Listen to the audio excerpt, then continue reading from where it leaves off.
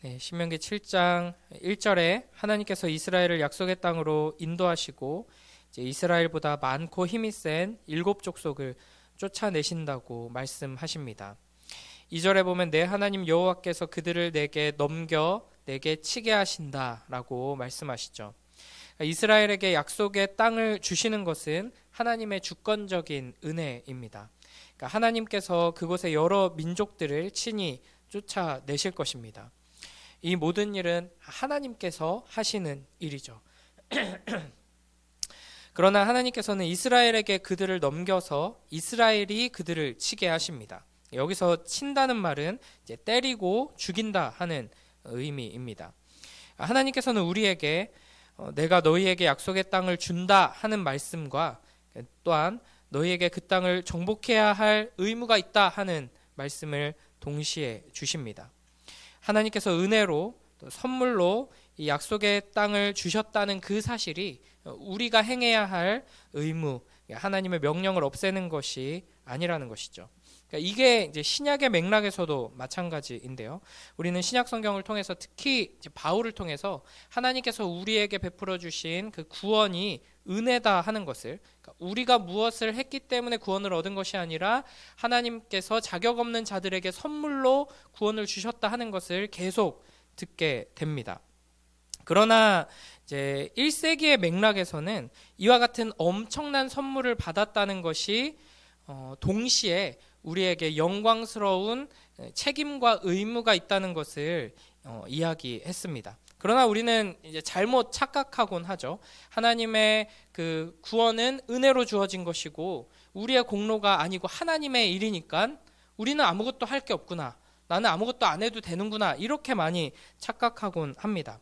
그러나 이제 고대 사람들, 특히 구약시대 사람들과 1, 2세기 초대교회 배경에서는 이런 엄청난 선물을 받는다는 것은 당연히 은혜이고 나는 자격이 없는데 이런 선물을 주셨군요 라고 반응하지만 거기에 당연하게도 또 동시에 우리에게 주어지는 영광스러운 책임과 의무가 있다는 것을 인식했다 하는 것입니다.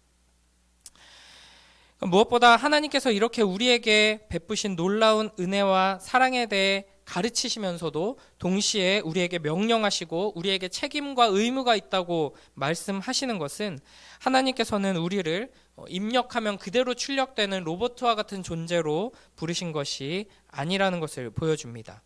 우리는 하나님과 인격적인 관계를 맺으며 진정한 사랑을 나누는 존재로 부름받고 있는 것입니다. 우리가 하나님의 말씀에 순종하는 것은 너무나 당연한 일이죠. 사실은 하나님께서 우리를 이렇게 우리가 끔찍한 죄인임에도 불구하고 사랑하시고 구원해 주셨다 하는 사실이 아니더라도 하나님 앞에서 우리가 피조물이고 하나님은 창조주이시기에 하나님께서 무엇을 명령하시든 순종하는 것 당연한 일입니다.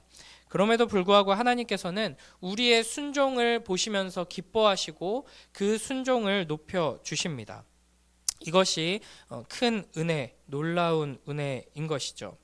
그러니까 우리가 순종할 때 하나님께서는 그걸 우리가 하는 일로 여겨 주시지만 사실은 그것까지도 하나님께서 하시는 일입니다. 그러나 그럼에도 하나님께서는 계속해서 우리에게 순종을 요구하시면서 순종을 간절히 원하시고 기다리시고 우리가 순종할 때 기뻐하시며 그 순종을 통해 하나님의 일을 이루어 가십니다. 마치 이제 아주 어린 자녀들이 이제 무언가 여러 가지 이제 자라면서 일들을 배워 나가는 장면들을 떠올리면 하나님의 마음을 생각하게 됩니다. 그러니까 부모가 직접 하는 게 뭐 유치원생들 뭐 옷 갈아입히고 신발 신기고 양치시켜서 유치원 보내는 거 이제 매일 힘들거든요, 저는 지금.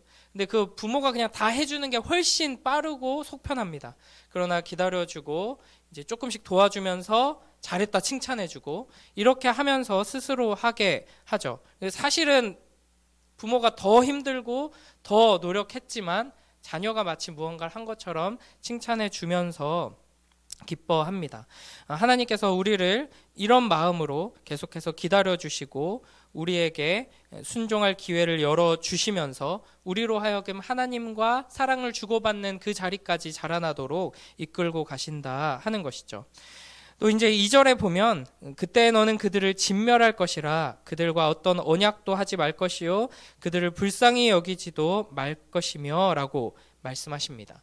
그러니까 여기서 진멸이라는 단어는 이제 하나님께 바친다 하는 말이고 또 모든 생명을 죽이라는 명령과 함께 이제 계속해서 등장하게 됩니다. 신명기 2장 7절이나 13장 17절 등을 보면 하나님께서는 가나안 족속들은 한 사람도 남겨놓지 않고 다 죽이라고 명령하십니다. 그러니까 어린아이뿐 아니라 동물, 물건, 그러니까 다 진멸해버리라, 다 없애버리라 라고 무섭게 말씀하시죠. 다른 곳에서는 하나님은 악인의 죽음을 참아 보지 못하시고 햇빛과 비를 악인과 선인에게 고루 내리시는 분으로 계시되고 있는데 여기서는 아이부터 어른까지 다 진멸하라 이렇게 무섭게 말씀하십니다. 왜 가나안 족속을 이렇게 다 쓸어버리라고 말씀하시는가? 이 지점에서 하나님은 굉장히 무자비한 분이다, 악한 분이다 이렇게 공격하는 사람들이 또 오해하는 사람들이 많이 있습니다.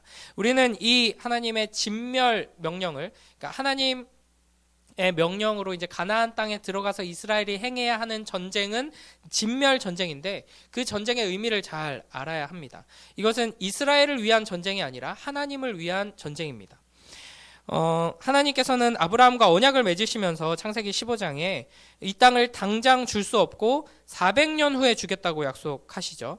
창세기 15장 16절 보면 그렇게 말씀하시는데 그것은 이 가나안에 사는 이방 족속들, 아모리 족속, 가나안 족속의 죄가 아직 가득 차지 않았기 때문입니다. 그리고 이제 너희가 가나안 땅에 들어가서 이들을 다 진멸하라 명령하시는 것은 이들의 죄가 가득 찼기 때문이죠.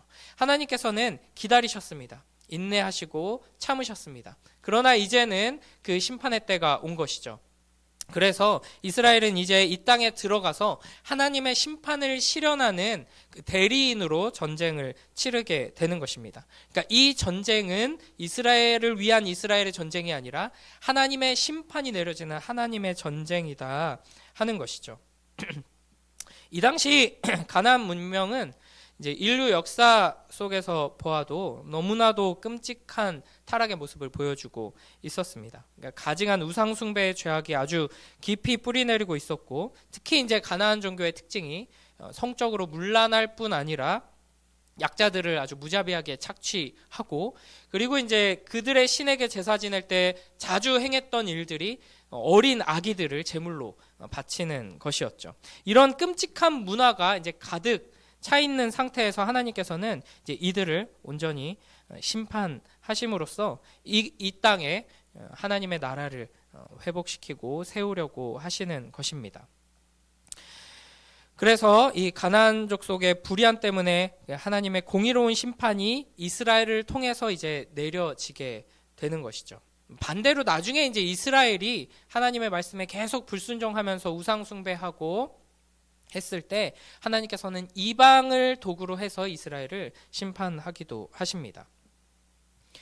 많은 사람들이 악인을 하나님께서 가만 내버려 두면 하나님께서는 왜 악인을 처벌하지 않으시느냐, 저렇게 하나님을 모욕하고 저렇게 악한 자 벼락을 내리셔서 심판하셔야지라고 또 하나님께 또 손가락질을 합니다. 그러나 또 반대로 하나님께서 이렇게 악인을 심판하시면 왜 이렇게 하나님이 무자비하시냐, 왜 이렇게 잔인하냐 라면서 비난하죠. 그러나 우리가 기억해야 할 것은 가나안 족속은 무고한 희생자가 아니다 하는 것입니다. 그들은 악함과 가증스러움 때문에 공의의 심판을 받는 것입니다. 그들은 스스로의 선택으로 멸망을 받게 되는 것이죠. 우리가 잊지 말아야 할 것은 하나님께서는 오래 참으십니다. 우리가 상상할 수 없을 만큼 어떻게 저렇게 오래 참으시지? 또 우리를 향한 오래 참으심을 생각하면 이 정도로 오래 참으셔서는 안 되는데, 그러면 하나님의 그 공의로운 속성이 무너질 것 같은데 싶을 정도로 오래 참으십니다. 그럼에도 불구하고 하나님께서는 결코 죄악을 눈 감고 그냥 넘어가시는 분은 아니다. 때가 되면 분명하게 공의로 심판하신다 하는 것을 기억해야 할 것입니다. 하나님께서는 이 가나안 족속들과 언약도 맺지 말고 혼인관계도 맺지 말라 하십니다. 4절에 보면 그가 내 아들을 유혹하여 그가 여호와를 떠나고 다른 신들을 섬기게 하므로 여호와께서 너희에게 진노하사 갑자기 너희를 멸하실 것임이니라 라고 말씀하시죠. 당시에 이 가나안에 가득한 이 우상 숭배의 문화와 종교와 이런 사상들이 이스라엘을 물들이지 않게 하시기 위해서 하나님께서는 이들을 진멸하라, 죽여 없애라, 그리고 그들과 관계를 맺지 말라라고 말씀하시는 것입니다. 우리가 두려워해야 할 것은 우리 앞에 불안한 미래, 우리가 나이가 들면서 몸이 약해지고 병드는 것, 사고가 나는 것, 이런 것들이 아닙니다. 우리가 두려워하고 경계해야 할 것은 바로 죄입니다. 하나님과 우리 사이를 끊어버릴 수 있는, 우리의 연약한 믿음을 흔들고 우리를 무너뜨릴 수 있는 죄인 것이죠. 이 사단은 죄를 통해서 우리를 공격합니다. 우리의 상처를 비집고 들어와서 침소하고 넘어뜨리려고 하죠. 그러니까 우리가 쓰레기를 치우지 않고 방치해두면은 벌레가 꼬이기 마련입니다. 그래서 하나님께서는 이 세상을 사랑하지 말라 말씀하시고 우리 안에 우상을 제거하라 라고 말씀하시는 것입니다. 2절에 보면 이런 표현이 있죠. 불쌍히 여기지 말고, 또 16절에 긍휼히 여기지 말고 라고 말씀하십니다. 그러니까 어떤 핑계를 대서라도 우리가 진멸하기를 망설일 것을 하나님께서 알고 계셨습니다. 이스라엘의 역사 속에서 이런 장면들이 계속 등장하죠. 그리고 결국에는 진멸하지 못해서 그 우상 숭배의 영향을 받게 되죠. 그러니까 우리 안에 죄에 대해서 역겨워하는 마음, 신자이기 때문에 성령이 오셔서 우리 안에 생명이 일어났기 때문에 죄를 두려워하고 역겨워하는 측면들도 분명히 있습니다. 그 생명의 반응이 있죠. 그러나 여전히 죄악된 본성, 죄의 습관이 남아있기 때문에 죄를 완전히 진멸하지 않고 남겨두고자 하는 마음도 우리 안에 있는 것입니다. 그래서 하나님께서는 분명하게 이렇게 진멸하라 명령하시는 것이죠. 또 이제 혼인하지 말라 하시는데, 고대 사회에서의 결혼은 야곱의 딸 디나 사건에서 볼 수 있듯이 종교와 문화의 혼합을 의미합니다. 그래서 하나님께서 이 이방인들을 이렇게 배척하시는구나 싶은데, 단순히 이것은 민족주의나 혈통주의가 아니라 언약 백성을 보호하시기 위해, 이 신앙 공동체를 지키기 위해 우리를 축복하시기 위해서 하시는 명령이다 하는 것을 기억해야 할 것입니다.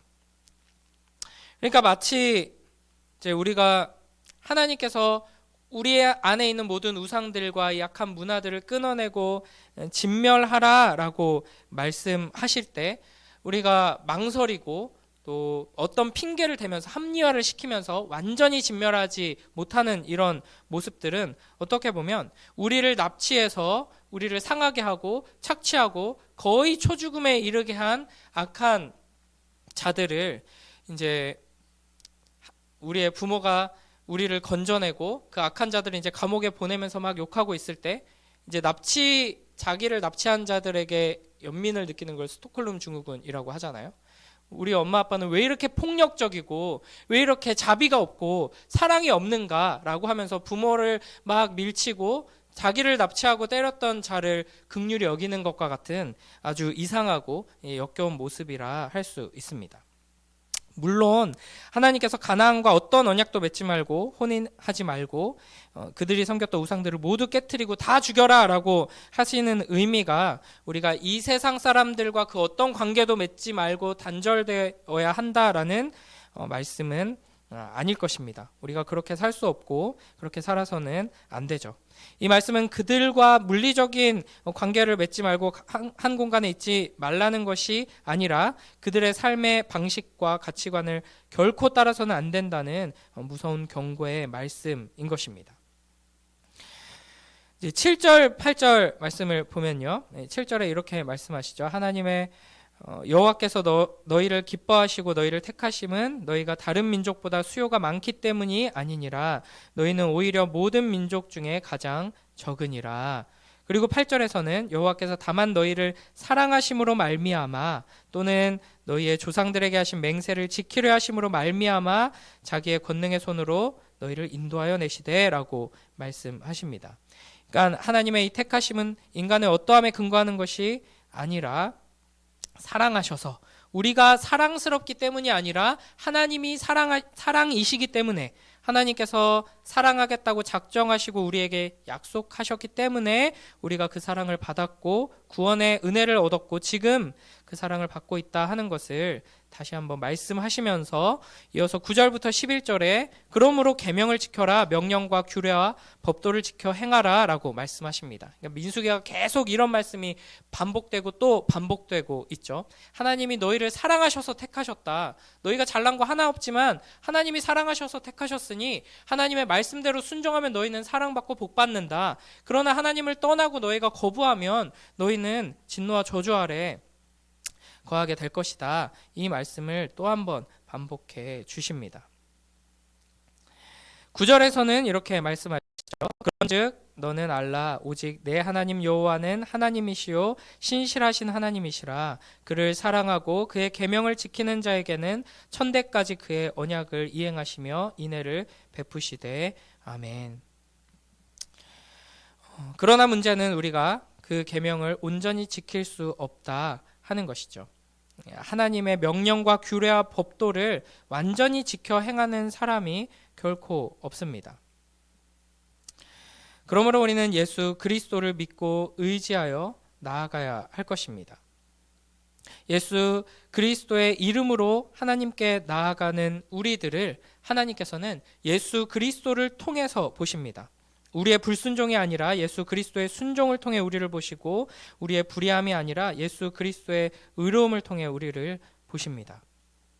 그러니까 이 신명기의 이야기를 우리는 이 뒤에 이어지는 이야기들을 다 알기 때문에 하나님께서 이미 1세대에 실패한 자들을 겪으시고 그 자녀들은 보고 배운 게 자기 부모들이 계속 반역하다가 실패한 거였잖아요. 그러니까 제대로 된 가르침을 받지 못한 이들과 다시 언약을 맺으시면서 다시 가르치시면서 이렇게 인내하시지만 그럼에도 결국에는 또 실패한다는 것을 알고 있습니다. 그래서 우리에게 예수 그리스도를 보내주셨고 예수 그리스도를 붙들고 의지하게 하시죠. 예수 그리스도를 믿고 붙들고 의지하여서 예수 그리스도를 통해서 우리를 사랑하시는 하나님을 사랑하며 나아가는 자들에게 하나님께서는 우리가 행하는 그 작은 순종, 작은 열매들을 보시며 기뻐하십니다. 비록 그 우리가 하나님께 내놓는 작은 순종, 작은 열매들이 대부분의 불순종 사이에서 겨우겨우 삐져나온 것들이라고 할지라도 그것을 보시며 하나님께서는 기뻐하시고 아주 큰 순종처럼 받으셔서 그 작은 것, 그 당연히 해야 할 그 순종을 불완전하게 했음에도 불구하고 그것을 통해 축복하시고 하나님의 나라를 이루어 가십니다. 이것이 하나님의 사랑입니다. 끝까지 불순종하는 이스라엘을 끝까지 인내하셔서 결국에는 우리에게 예수 그리스도를 보내주시고 예수 그리스도를 통해 이스라엘이 실패한 그 순종을 조금이나마 행할 수 있게 하신 그 은혜에 감사하며 주님의 그 사랑을 예수님을 통해 깨닫고 우리 안에 이 죄악들을 끝까지 역겨워하며 하나님의 그 진노를 기억하며 같이 그 우리 안의 죄악들을 향해 진노하며 싸워 이기는 우리가 될 수 있게 하여 주시옵소서. 기도하며 오늘 하루 살아가는 복된 우리 모두가 되길 주님의 이름으로 축복합니다. 함께 기도하겠습니다. 하나님 아버지 감사합니다. 오늘도 하나님 말씀을 통하여서 우리 안에 죄의 문제들, 죄의 습관들이 얼마나 끔찍한지 하나님께서 그것을 얼마나 미워하시고 진노하시는지 우리가 그것들을 죄악들을 우상들을 진멸하고 하나님 앞에 거룩한 자로 서기를 기대하고 원하시는지 보게 하시니 감사합니다. 그러나 우리에게 하나님께서 주시는 명령을 순종하여서 이 끔찍한 죄악들을 우상들을 진멸할 능력이 없음을 하나님께서 아셔서 우리에게 예수 그리스도를 보내셨으니 우리에게 주신 귀한 선물 예수 그리스도를 붙들고 의지하여 오늘 하루 주어진 삶 속에서 우리 안에 있는 또 이 세상 속에 있는 모든 우상들을 멸하며 하나님의 영광스러운 나라를 세워가는 복된 주님의 자녀들 될 수 있도록 축복하여 주시옵소서. 감사드리며 예수님 이름으로 기도드립니다. 아멘.